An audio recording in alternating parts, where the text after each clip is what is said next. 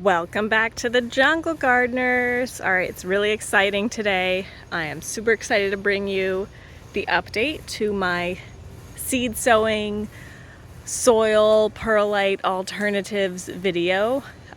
This is the 1 week, well, it's the 10-day update. It's been 10 days since I sowed those seeds, but who's counting? I am, obviously. Anyway, I'm going to show you guys in just a minute what the seedlings look like at 10 days in the 3 different seed mixes. But for now, just enjoy the scenery. All right, I'm gonna head over there now. Here we go. The big reveal. Ta-da! Okay, so what are we looking at here? So this back row here is the basil plants. These 3 pots, and you can see the perlite actually seems to be doing the worst of the 3, which is, I was surprised. I didn't think that was going to happen. I didn't think the perlite would be the worst. So out of 10 seeds, we've got 3 little seedlings that have just barely come up in the perlite. This one, and remember, I said the walnut shell was really expensive and I would only use it if it really was that much amazingly better at causing your seeds to sprout, and it is. So perlite, 3 basil sprouts, walnut shell, 2, 4, 6, 8 out of 10. 8 versus 3. All right, the corn cob. This I didn't expect. Some of you might have expected it, might think I'm a big fat idiot, might be like, I could have told you that was gonna happen, but it's an experiment, you know? You gotta do science and find things out for yourself sometimes. So, corn cob litter, we only got 4 sprouts. Still better than the perlite, not as good as the walnut shell though. And here's the thing, by day 2, all of the corn cob mixtures had pretty thick growth of fungus on the top, which will impede seedlings. It could encourage rot in the seedlings, so that's no good. So I probably am definitely not going to use corn cob litter in the future. Looks like walnut shell is going to be the winner, at least for seedlings. The corn cob and perlite might be fine for established plants after the seedlings get going and get transplanted into bigger pots. Then I might use the perlite or corn cob. So here's the kale. The kale seedlings are in the front. And again, here's our perlite. Perlite, we've got 3.5 seedlings. They took a lot longer to come up and they're not super happy. Corn cob here, we've got what? 2, 4, 6, 8 seedlings out of 10 seeds. Pretty good, but I'm worried we'll have to check in again in a week. I'm worried they might get some damping off because of all that fungal growth on the corn cob. Let's just zoom in here. My camera. Yeah, check out all that fungal growth. Not loving that for seedlings. Not sterile. Not very demure. You know, we don't like to see that. Not being demure over here. And then here is the kale with the crushed walnut shell.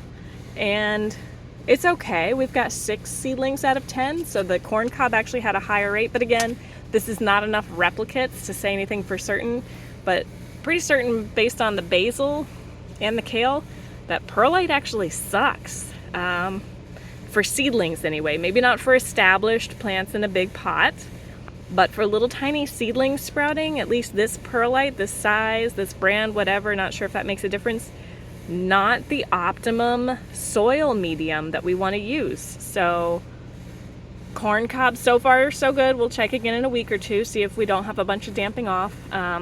Walnut shell, looking pretty good. Okay, so we've got 2 other species to look at. Here's our Seminole pumpkins. Ba-bam! So, Seminole pumpkins and squash in general for sprouting seeds, not super picky. They'll sprout in a pile of dog crap. They are not picky. They'll sprout in sand. Doesn't matter. So pretty much they all sprouted at about the same time and about the same rate of sprouting. 2, 4, 6, 7, 2, 4, 6, 8, 9, 2, 4, 6. Okay, so the walnut shell has the lowest germination rate, but it's pretty close. It's pretty close here. They're all happy. The Seminole pumpkin does not care what medium you use, doesn't care if you use perlite or corn cob or walnut shell. It's happy with all of them.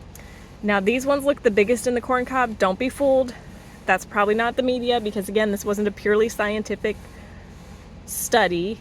and they did not have equal levels of light. These ones were the closest to the sun. These ones got the most light, so that's probably why they've grown the fastest, and they're the biggest and healthiest looking right now.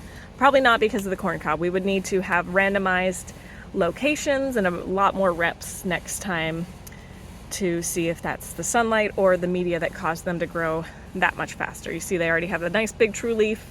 Walnut shell way in the back here. The true leaf is not quite out yet. These guys, the true leaf is out, but not quite as big. So it's probably 90% sure it's because of the light. Now, the final test. One of the hardest seeds to germinate, bell peppers. You guys, again, this is crazy how clear the results are.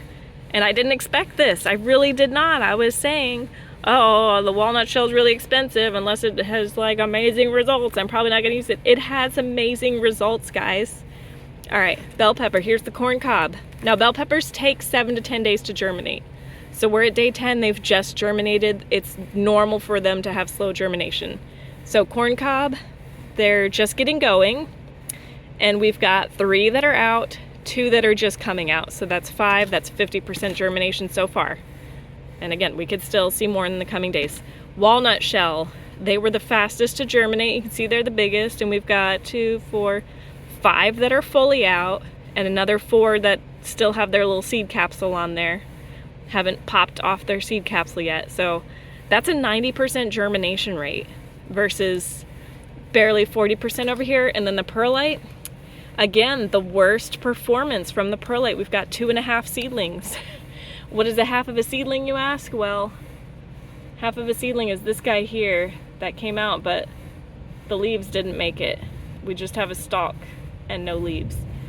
And these other 2 seedlings, not looking as good as these ones in the walnut shell. So this is amazing, the difference, you guys. And if I had done 3 replicates with each species, I'm sure it would be even a bigger difference, but this is just, I wasn't expecting this. I mean, this is amazing. I am absolutely wowed by this. So anyone watching this, if you're about to start some seeds and you want to make your own seedling mix like I do, I can highly recommend this crushed walnut shell that you get for gun things. I don't know, whatever they do with ammo and stuff. Tumbling ammo, I don't know. Anyway, crushed walnut shell, best soil media here to mix in with your coir and your compost to make a seedling mix that the seeds really like. Corn cob is iffy. We're gonna have to watch that for damping off because it's holding too much moisture and growing fungus. But those are the results, guys. Walnut shell is in, perlite is out. The walnut shell is very expensive though, again, so I'm only gonna use it for seedlings. I'm going to be very conservative in my use of this medium, whatever. English is hard. Anyway, so yeah, walnut shell for seedlings, and then for bigger pots, once things are established and I need to step them up to like 1 or 3 gallon pots, then I might use the cheaper perlite or corn cob. We'll see, but the walnut shell's just too expensive to keep using for other things, but I think it's worth it to use it for seedling trays for sure. Okay, so now I've got one other thing I think I want to show you guys today. All right, so it's papaya season. The papayas are starting to fruit, and I've been waiting for this to happen. Not wanting it to happen, but fully expecting and expecting it to happen, not wanting it to, but here we go. Anyway, so what's going on here with these fruits? Please excuse my hideous nails. I don't usually paint them. I had to do it for performance and they're chipping now. So what's happening to these papayas is papaya fruit flies have been here. Some people call them a papaya wasp. That's an incorrect term. They are not a wasp. They look very much like a paper wasp. Very close in visual appearance to a paper wasp, and if you are not a trained eye, you might think it's a wasp. Not a wasp, it is in fact a fly. It belongs to the order Diptera or Diptera, depending on how you pronounce it, which is the flies. They have 1 pair of wings. The papaya fruit fly, even though it has a very long ovipositor, which many people mistake for a stinger, and they call it a stinger and say it's stinging the fruit. It's not a stinger. It cannot sting you. It has no venom. It is not envenomating the fruits. it is laying eggs in them. That very long, stinging looking apparatus is an ovipositor, and the female only has that long ovipositor, and the female papaya fruit fly will insert her very long ovipositor into the fruit and lay her eggs inside there.